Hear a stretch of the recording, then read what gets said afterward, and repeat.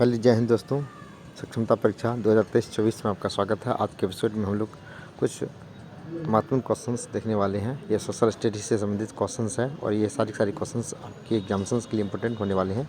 देखिए क्या कुछ इसमें लिखा गया है। पहला क्वेश्चन आपकी स्क्रीन पर 1857 के स्वतंत्रता संग्राम में किस राजवंश ने अंग्रेजों को सर्वाधिक सहायता की। सबसे पहले हम लोग 1857 के मूवमेंट के बारे में जान लेते हैं कि डॉक्टर बी डी सावरकर ने 1857 के मूवमेंट को स्वतंत्रता संग्राम का प्रथम युद्ध या फर्स्ट वार ऑफ इंडिपेंडेंस कहा है। बहुत तरह के विचारकों ने 1857 ईस्वी के विद्रोह के संबंध में अपना तर्क प्रस्तुत किया है और डिजरायली ने कहा था 1857 ईस्वी का विद्रोह एक राष्ट्रीय विद्रोह था, जबकि लॉरेंस ओसेले ने 1857 के विद्रोह को एक सैनिक विद्रोह कहा है और किसी ने इसे षड्यंत्र की संज्ञा दी है और किसी ने कहा है ये करने वाले आर.सी. मजूमदार हैं कि 1857 का विद्रोह न तो राष्ट्रीय विद्रोह, न सैनिक विद्रोह, न स्वतंत्रता संग्राम का प्रथम युद्ध था। तो विभिन्न विचारकों ने 1857 की मूवमेंट को विभिन्न प्रकार के विद्रोह के रूप में से माना है और 1857 का विद्रोह का जो मुख्य नायक थे वे थे बहादुर शाह द्वितीय, जो अंतिम मुगल शासक थे। और यह 10 मई 1857 ईस्वी को मेरठ छावनी से आरंभ हुआ था, जबकि बिहार में 1857 ईस्वी के विद्रोह 12 जुलाई 1857 को देवघर रोहिणी से शुरू हुआ था। पीर अली जो पटना के एक पुस्तक विक्रेता थे, उन्होंने 1857 के मूवमेंट का नेतृत्व पटना से किया था, जबकि बिहार से कुंवर सिंह ने किया था और वह जगदीशपुर आरा से 1857 के मूवमेंट का नेतृत्व किया था, जबकि अवध से बेगम जयतमल, झांसी से लक्ष्मीबाई जिसके बचपन का नाम मनिका कर्णिका था और मनु था, और उन्होंने 1857 का मूवमेंट का नेतृत्व किया था और इलाहाबाद से लियाकत अली, जबकि बरेली से राय बहादुर ने 1857 के मूवमेंट का नेतृत्व किया था। 1857 का विद्रोह में सर्वाधिक सेना जो था वह अवध से ही लड़ा था और इसलिए कहा जाता है कि 1857 के स्वतंत्रता संग्राम का प्रथम युद्ध था। और इसमें कहा गया है क्वेश्चन कि 1857 के स्वतंत्रता संग्राम में किस राजवंश ने अंग्रेजों की सर्वाधिक सहायता किया था। तो ग्वालियर के सिंधिया ने 1857 के मूवमेंट में सर्वाधिक सहायता किया था। नेक्स्ट क्वेश्चन अगला है, महावीर स्वामी का जन्म कहाँ हुआ था। तो जैन धर्म के 24वें और अंतिम तीर्थकर जो महावीर थे, जबकि प्रथम तीर्थकर ऋषभदेव थे, ठीक है ना। और 28वें तीर्थकर की बात करें तो अष्टनेमी, जबकि 23वें पार्श्वनाथ थे। और यहाँ जैन धर्म के 24वें और अंतिम तीर्थकर की बात ही कर रहा है, जिसके प्रवर्तक थे वर्धमान महावीर। और इसमें कहा जा रहा है कि वर्धमान महावीर का जन्म कहाँ हुआ था। तो वैशाली के कुंडग्राम हुआ था। जी हाँ दोस्तों, वर्धमान महावीर का जन्म 540 ईसा पूर्व में वैशाली के कुंडग्राम हुआ था। अगर बौद्ध धर्म के प्रवर्तक के बारे में कहें तो गौतम बुद्ध, जिसका जन्म 563 ईसा पूर्व नेपाल के तराई की कपिलवस्तु की लुम्बिनी नामक ग्राम में हुआ था। और महावीर का जन्म 540 ईसा पूर्व वैशाली के कुंडग्राम में हुआ। अगर इसकी मृत्यु की बात करें तो 468 ईसा पूर्व में पावापुरी में वर्धमान महावीर की मृत्यु हुई थी। नेक्स्ट क्वेश्चन, शिवाजी के गुरु का क्या नाम था। तो शिवाजी के गुरु का नाम रामदास था। तो शिवाजी के गुरु का नाम रामदास था, जबकि इसके पॉलिटिकल गुरु की बात करें तो कर्णदेव थे। नेक्स्ट क्वेश्चन, अशोक के शिलालेख को सर्वप्रथम किसने पढ़ा था। वेरी इंपॉर्टेंट, अशोक के शिलालेख को सर्वप्रथम जो है जेम्स प्रिंसेप ने पढ़ा था। ये कई बार एग्जाम्स में पूछा गया, अशोक के शिलालेख को सर्वप्रथम किसने पढ़ा था। तो जेम्स प्रिंसेप ने पढ़ा था। नेक्स्ट क्वेश्चन, ये क्वेश्चन अलग अलग चैप्टर से लिया गया है। औरंगजेब को 1707 ईस्वी में मृत्यु के पश्चात औरंगजेब की 1707 ईस्वी मृत्यु के पश्चात सत्ता किसने संभाली थी। मुगल वंश का अंतिम शासक कहा जाए तो बहादुर शाह जफर था, जबकि मुगल शासन को मतलब जो एकता के सूत्र में बांधने वाला अंतिम शासक की बात करें तो वह था औरंगजेब, जिसकी मृत्यु 1707 ईस्वी में हुआ था। 1707 ईस्वी में औरंगजेब की मृत्यु के पश्चात मुगल वंश का छिन्न भिन्न होना शुरू हो गया। ऐसा कोई शासक नहीं रहा जो मुगल वंश की सत्ता को बांध करके रख सके या एकजुटता के सूत्र में बांध करके रख सके। तो कहा जाता है 1707 ईस्वी में औरंगजेब की मृत्यु के पश्चात सत्ता किसने संभाली। तो वह था बहादुर शाह प्रथम, जबकि बहादुर शाह जफर यानी द्वितीय तक जो है मुगल वंश का सत्ता चला था। नेक्स्ट क्वेश्चन, महावीर जैन की मृत्यु निम्नलिखित में से किस नगर में हुई थी। तो पावापुरी में वर्धमान महावीर की मृत्यु हुई थी। अयोध्या स्थित बाबरी मस्जिद का निर्माण किसने किया था। तो मीर बाकी ने। अयोध्या स्थित जो बाबरी मस्जिद है इसका निर्माण मीर बाकी ने किया था। नेक्स्ट क्वेश्चन, सरजमी प्रथा किससे संबंधित थी। तो सरजमी प्रथा जो था मराठा भूराजस्व व्यवस्था से प्रसिद्ध था, यानी ये जो सरजमी प्रथा का संबंध था इसका मराठा भूराजस्व प्रथा से संबंधित था। नेक्स्ट है, राजतरंगी के लेखक कलहन के समय शासक कौन था। वह था जयसिंह। तो कलहन ने राजतरंगी में कश्मीर के इतिहास का वर्णन किया है। नेक्स्ट क्वेश्चन, प्लासी युद्ध कहाँ स्थित है। तो ये है वेस्ट बंगाल में। प्लासी युद्ध 23 जून 1757 ईस्वी में बंगाल के नवाब सिराजुद्दौला और अंग्रेजों के बीच हुआ था, जिसमें सिराजुद्दौला की हार हुई थी, है ना। और ये वेस्ट बंगाल में है। और बक्सर की युद्ध 23 अक्टूबर 1767 ईस्वी में बक्सर के मैदान में, जो कि भी ये भी वेस्ट बंगाल में ही है। निम्नलिखित में से किसने भारत सरकार अधिनियम 1935 ईस्वी को गुलामी का अधिकार पत्र कहा था। जवाहरलाल नेहरू। जहाँ दोस्तों जवाहरलाल नेहरू ने 1935 ईस्वी के अधिनियम को गुलामी का अधिकार पत्र कहा था। नेक्स्ट क्वेश्चन आपकी स्क्रीन पर, सत्यव्रत प्रकाश की रचना किसने की थी। सत्यव्रत प्रकाश की रचना स्वामी दयानंद सरस्वती ने किया था।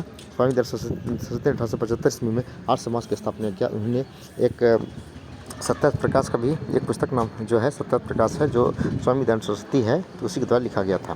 नेक्स्ट क्वेश्चन, निम्नलिखित में से निम्नलिखित शुद्धिकरण आंदोलन का संबंध भी स्वामी दयानंद सरस्वती से है। उन्होंने 1875 ईस्वी में मुंबई में आर्य समाज की स्थापना किया था। निम्नलिखित पंक्तियों में से किसने लिखा, सरफरोशी की तमन्ना अब हमारे दिल में है, देखना जो कितना बाजू एक कातिल में है, वह कहने वाले रामप्रसाद बिस्मिल थे। रामप्रसाद बिस्मिल ने यह नारा दिया था कि सरफरोशी की तमन्ना अब हमारे दिल में है, देखना है जोर कितना बाजू एक कातिल में है। कई बार एग्जाम से पूछा जा चुका है ये क्वेश्चन। श्रेष्ठ क्वेश्चन आपके स्क्रीन पर स्वराज पार्टी गठन के बाद हुआ, उसकी असफलता किसके कारण थे आपको, यानी क्वेश्चन का मेन थीम है कि स्वराज पार्टी का गठन किसके बाद असफलता के पश्चात हुआ था, असहयोग आंदोलन। लेकिन असहयोग आंदोलन में के दरमियान जो कुछ क्रांतिकारियों ने हिंसक प्रवृत्ति में आ गए थे। कहा जाता है उत्तर प्रदेश के गोरखपुर जिले के चूरी चौरा नामक स्थान पर कुछ क्रांतिकों ने तोड़फोड़ किया था और अंग्रेजों ने कुछ फायरिंग भी किया था और गोलियां समाप्त होने पर अंग्रेज थाने में चुप गए, जिसके कारण कुछ क्रांतिकारी लोग थाने जाकर के घेर लिया और उसने आग लगा दिया था, जिसमें 22 सिपाही जो है दरोगाकर्मी शहीद जल करके राख हो गए थे। जब गांधी जी को सूचना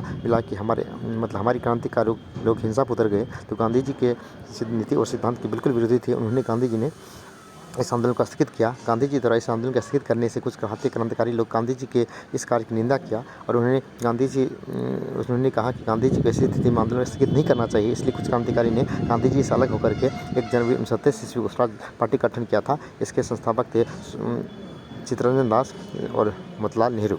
1 जनवरी 1930 ईस्वी को बिहार में स्वराज पार्टी गठन कहा जाए जयप्रकाश नारायण थे। नेक्स्ट क्वेश्चन आपकी स्क्रीन पर निम्नलिखित में से भारत राष्ट्रीय कांग्रेस के किस अधिवेशन में बाल गंगाधर तिलक ने अभिव्यक्त किया था, स्वराज मेरा जन्मसिद्ध अधिकार है, मैं इसे ले कर रहूँगा। लखनऊ सम्मेलन 1916।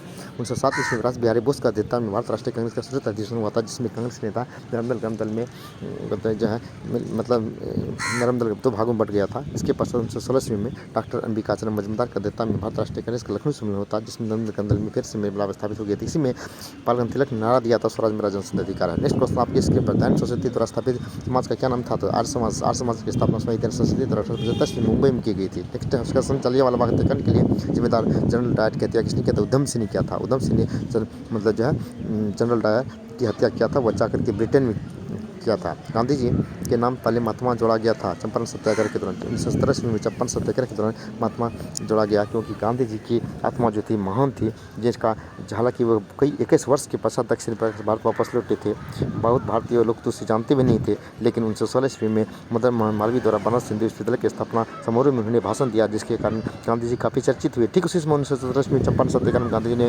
भारतीय किसानों से मिले और इसकी समस्या से रूबरू हुए और इसके सहयोग से जो 3 कठिया पद्धति को समाप्त किया था, जिसके कारण गांधी जी काफ़ी चर्चित हो गए थे। इसी कारण गांधी जी के नाम में महात्मा जोड़ दिया गया। महात्मा को उपाधि देने वाले जो थे वह था रघुनाथ टैगोर, जबकि राष्ट्रपिता सुभाष चंद्र बोस ने महात्मा गांधी को उपाधि दिया था। नेक्स्ट क्वेश्चन, 1919 ईस्वी में भारत राष्ट्रीय कांग्रेस के अमृतसर अधिवेशन में क्या हुआ था, तो कांग्रेस के सदस्य नहीं थे। कांग्रेस के एक भी सदस्य ने इसमें भाग नहीं लिए थे। नेक्स्ट क्वेश्चन, निम्नलिखित नेताओं में से कौन से एक स्वदेशी के समर्थक थे, अरविंद घोष। अरविंद घोष एक ऐसे क्रांतिकारी थे जो कि एक सन्यासी थे, जो बाद में एक क्रांतिकारी बन गए थे।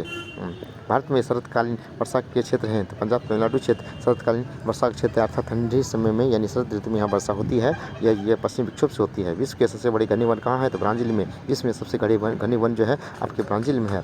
और भारत की सर्वोच्च चोटी का नाम है K2 काराकोरम, यानी गॉड नेस्टिंग, जिसकी ऊंचाई 8611 है। जबकि विश्व की सबसे लंबी चोटी की बात करें, ऊँची चोटी की बात करें तो एवरेस्ट 848 तीसरी नंबर पर, जहाँ पर कंचनजंगा है। और बिहार में सोमेश्वर की चोटी जो 880 मीटर है, यह सबसे ऊँची चोटी है, जो कि आपकी वेस्ट चंपारण है। क्षेत्रफल के क्रम में भारत के 3 बड़े राज्य क्या हैं, सबसे राजस्थान, उसके मध्य प्रदेश और महाराष्ट्र। और भारत का जो है वर्ल्ड लेवल में 7वां स्थान है। और क्षेत्रफल के दृष्टिकोण से भारत का सबसे बड़ा राज्य है राजस्थान, जबकि सबसे छोटा राज्य है आपका शिवहर। नेक्स्ट क्वेश्चन, 2011 की जनगणना के अनुसार अंतिम आंकड़ों में भारतवर्ष की जनसंख्या कितना प्रतिशत उत्तर प्रदेश में, तो 9 लगभग जो 17%, यानी भारत की कुल जनसंख्या का 17% जो है ये वो यूपी में निवास करते हैं। जनसंख्या के दृष्टिकोण से भारत का सबसे बड़ा राज्य है आपका जो है उत्तर प्रदेश है, जबकि क्षेत्रफल के दृष्टिकोण से भारत का सबसे बड़ा राज्य जो है आपका जो है क्या कहते हैं क्षेत्रफल देश राजस्थान है, जबकि जनसंख्या घनत्व में सबसे बड़ा राज्य बिहार है, जहाँ की 1106 व्यक्ति प्रति वर्ग किलोमीटर निवास करते हैं। चिरापुंजी अवस्थित है यह मेघालय में। भारत में सबसे ज़्यादा वर्षा चिरापुंजी में होती है। आपको वर्तमान में मासीनाम में सबसे ज़्यादा वर्षा होती है। मासीराम, चिरापुंजी, ये सारे के सारे मेघालय राज्य में है, जिसे मेघों के घर के रूप में जाना जाता है। महाराष्ट्र और कर्नाटक के पश्चिमी तट को क्या कहा जाता है, सह्याद्री। महाराष्ट्र और कर्नाटक के पश्चिमी घाट को कहा जाता है सह्याद्री।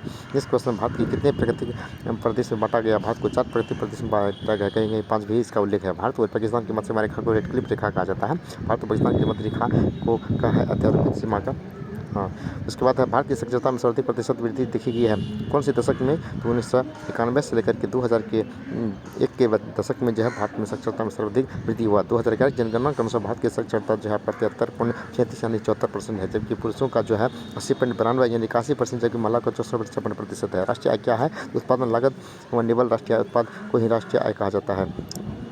और किस पंचवर्षीय योजना में कृषि ने ऋणात्मक विकास प्रदर्शित किया, यानी कृषि क्षेत्र में कोई परिवर्तन नहीं हुआ था? तीसरी पंचवर्षीय योजना में औद्योगिक क्षेत्र में काफी वृद्धि हुआ था। प्रथम पंचवर्षीय योजना 1951 से लेकर 56 ईस्वी में कृषि में को प्रथम प्राथमिकता दिया गया था, जबकि तीसरी पंचवर्षीय योजना में मतलब कृषि में जो है ऋणात्मक विकास प्रदर्शित हुआ था। और चौथी पंचवर्षीय योजना में गरीबी हटाओ का नारा दिया गया था। भारतीय हरित क्रांति जन्मस्थली है पंतनगर। भारतीय हरित क्रांति की शुरुआत 1966 से 67 ईस्वी में हुआ था। भारत में हरित क्रांति के जनक MS स्वामीनाथन, जबकि अंतर्राष्ट्रीय स्तर पर हरित क्रांति के जनक नॉबेल बोरला को जो कृषि क्षेत्र में अनुसंधान के कृषि वैज्ञानिक को नोबेल पुरस्कार भी दिया जाता है। भारत में सभी राष्ट्रीयकृत वाणिज्यिक बैंकों में बचत खातों पर दी जाने वाली ब्याज दरें किसके द्वारा निर्धारित होती जाती है? इसका आंसर होगा यानी केंद्रीय वित्त मंत्रालय और केंद्रीय वित्त आयोग, भारतीय बैंक संघ, ये सभी इसकी भूमिका होती है। सार्वजनिक क्षेत्र और निजी क्षेत्र का सहअस्तित्व, ये जो है क्या कहते हैं मिश्रित उद्यमिता क्या है? तो सार्वजनिक क्षेत्र और निजी क्षेत्र के सहअस्तित्व को ही मिश्रित उद्यमिता कहते हैं, जिसमें दोनों की भागीदारी होती है। मुद्रास्फीति के समय के दौरान कर की दरों में अंकित में से क्या होगी? तो वृद्धि होगी। व्यावसायिक बैंक सामान्यतः ब्याज नहीं देती है कौन से? चालू जमा खाते पर व्यावसायिक बैंक किसी प्रकार का ब्याज नहीं देती है। सदाबहार क्रांति भारत में कृषि उत्पादन बढ़ाने के लिए प्रयोग में लाई गई थी इसके द्वारा? MS स्वामीनाथन। और MS स्वामीनाथन को भारत में हरित क्रांति के जनक के रूप में जाना जाता है। किसी देश के रहन सहन का स्तर पता चलता है किससे? तो प्रति व्यक्ति आय से। जिस देश की प्रति व्यक्ति आय सर्वाधिक होती है वह देश उतना ही समृद्ध के रूप में जाना जाता है। किस संविधान संशोधन के द्वारा भारत में व्यक्तियों की मतदान की आयु 21 वर्ष से घटाकर 18 वर्ष कर दिया गया है? जी हाँ दोस्तों, 1989 ईस्वी में 61वां संशोधन द्वारा भारत में मतदान की आयु 21 वर्ष से घटाकर 18 वर्ष कर दिया गया। पहले 21 वर्ष के व्यक्ति के ही मतदान कर सकते थे, जबकि 1989 ईस्वी में 61वां संविधान संशोधन हुआ था, जिसमें यह तय कर दिया गया कि मतदान की आयु जो है 18 वर्ष ही रहेगी, अर्थात 21 वर्ष से घटाकर 18 वर्ष कर दिया गया। जबकि 18 वर्ष के इससे पहले 21 वर्ष के आयु वाले व्यक्ति मतदान करते थे। अब जो 18 वर्ष अभी भी 18 वर्ष से 18 वर्ष प्लस उम्र वाले जो है मेल हो या फीमेल हो उसे मताधिकार प्राप्त है। नेक्स्ट क्वेश्चन ये थे ओनली 40 क्वेश्चन इसमें लिया गया था। और ये सारे क्वेश्चन इकोनॉमिक्स है, करंट है और साथ ही साथ हिस्ट्री से संबंधित क्वेश्चन है। ये बहुत इंपॉर्टेंट क्वेश्चन है और ये कलेक्शन से है जो खास करके आपके लिए लाया गया है, इसलिए आप इसको नज़रअंदाज नहीं कर सकते हैं। आप घर बैठे जो है परीक्षा की तैयारी कीजिए और आपके पठन पाठन का काम कीजिए और तैयारी भी हो सके। चलिए धन्यवाद। फिर हम लोग फिर नए क्वेश्चंस के साथ आप लोगों के सामने उपस्थित होंगे। तब के लिए धन्यवाद। Have a nice day everyone.